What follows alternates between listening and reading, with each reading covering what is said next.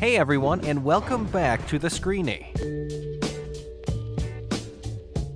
Sports memorabilia has often made its way onto Pawn Stars due to their historic significance and extreme value ranges. From the first NFL All-Star jacket to a signed Babe Ruth check, here are 8 insanely valuable sports items on Pawn Stars. Before we begin, make sure to like the video and subscribe to our channel for more amazing videos about your favorite movies and TV shows. Number 8. Signed Kobe Bryant jersey.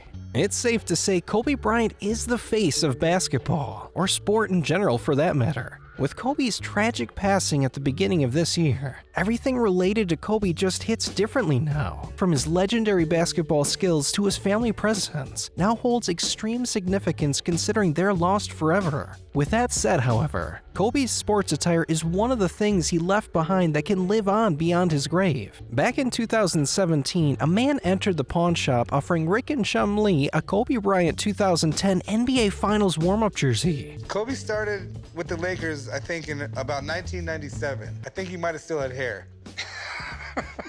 That's right, this is a jersey previously owned and signed by the late Kobe Bryant himself. And it even comes with a certificate of authenticity to show that this jersey was indeed owned and signed by Kobe himself. The man went into the store seeking $25,000 so he and his son can go traveling. However, Rick called in an expert who said it was worth about half that price. The seller said he dropped the price down to $10K. However, Rick offered $7 and said take it or leave it. 10 is my lowest. That's as far as I can go. I'll go $7,500. No, the lowest I'll ever go is 10. Luckily for the seller, he walked out the store with the jersey for himself, and after Kobe's passing, the jersey is now worth over $200,000. I bet Rick is pinching himself for not just taking up the man's reasonable offer. Number 7. 49ers Super Bowl rings. The Super Bowl is undoubtedly one of the biggest annual events known to the Western world. From the outrageous commercials to the games itself, the Super Bowl has become a huge part to the American culture, so much so that Super Bowl memorabilia can be worth millions of dollars. With this comes a whole lot of Super Bowl collectibles that are brought into the gold and silver pawn shop. Which brings us back to 2018, when a man entered the store with 3 Super Bowl rings. All the rings were from the San Francisco 49ers, each coming with their presentation boxes. One of the rings was the 49ers' first ever original Super Bowl ring from 1981. This is the one where they beat the Chargers? Yeah, this is the one where they destroyed the Chargers. Yeah, I grew up being a Chargers fan.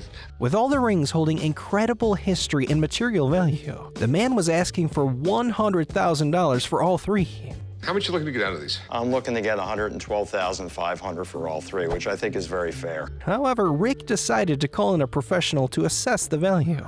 After this evaluation, Rick offered $45,000 for the rings. However, the seller left the store empty-handed. Unfortunately, I can't part with them for that price. It's just too low. All right, have a good one, man. If you change your mind, call me. No problem, I appreciate it. Thank you. Regardless of the transaction, these rings are undoubtedly one of the most incredible sports items ever seen on the show. Number 6. 1988 Olympic gold medal. During early 2018, a man entered the pawn shop with an Olympic gold medal. While these can be pretty common amongst collectors and pawn shops, what makes this so special is its history, as it's 30 years old. The seller mentioned he had bought the medal a few years ago for $13,000. However, he was unsure about its backstory. So we have no idea where it came from. I know that it's just from another collector. You see, what makes Olympic medals the most valuable is the context behind it. No one is going to want an Olympic medal from an event and player that isn't remotely famous. Luckily for the seller though, the medal's 30-year age definitely adds extreme value to it, with the man asking for $18,000. I was looking for about $18,000. I'm not gonna pay that.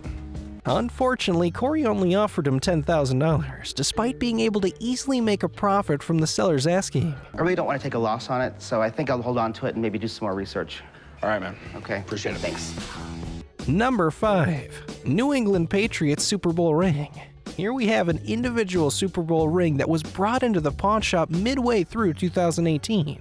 The ring is from the New England Patriots and was awarded back in 2004 after beating the Eagles 24-21. At the time, the ring was the heaviest and most expensive ring they had ever made for any Super Bowl game, as it was loaded with 124 diamonds. Right off the bat, Rick noticed the manufacturer's mark didn't look right, so Rick Harrison was sure to call in a professional to check it out. So this ring is 100% legit, and it's pretty awesome. Sweet. Both parties agreed on the selling price of $20,000. I'll give you 20 grand. Cash. If you go 20, you go 21. Deal. Deal. Number 4. WWE Hall of Fame ring. Despite WWE not exactly being a traditional sport, it's definitely one of the most widespread sporting entertainment events on the planet. Sure, it's scripted, but you can't take that away from its legendary impact and influence over the American entertainment business. The Undertaker was one of the most famous WWE wrestlers ever, and still is for that matter. Due to this, his manager Paul Bearer played a huge role in the WWE realm and became a famous character throughout the show. After his passing in 2013, his sports memorabilia started being collected and sold, one of which being his WWE Hall of Fame ring. A man offered Rick Harrison the ring for $22,000 after Paul Bearer's family gifted him the item. Rick, however, didn't see the value of such figures, especially considered Paul Bearer wasn't a wrestler himself. Due to this, Rick offered the man $4,000. I want as much as I can get, but I think it'd be close to $22,000. No. I'd give you $4 grand for it. I've been offered more than $4,000 for it already. I don't see anything more than that. Thank you for the offer. I'm going to hold on to it.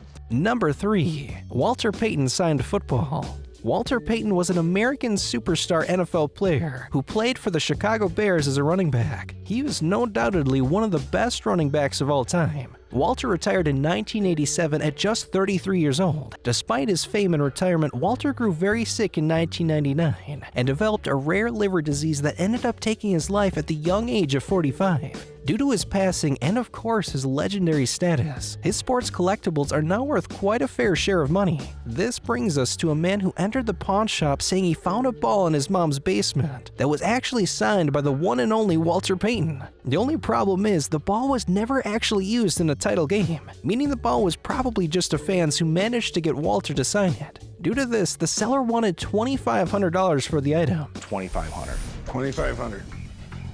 $1,500, that's the most I can do. As a diehard Bears fan, I can't have this in my house. I'll take the $1,500. $1,500, it's a deal. Number 2. Babe Ruth signed check.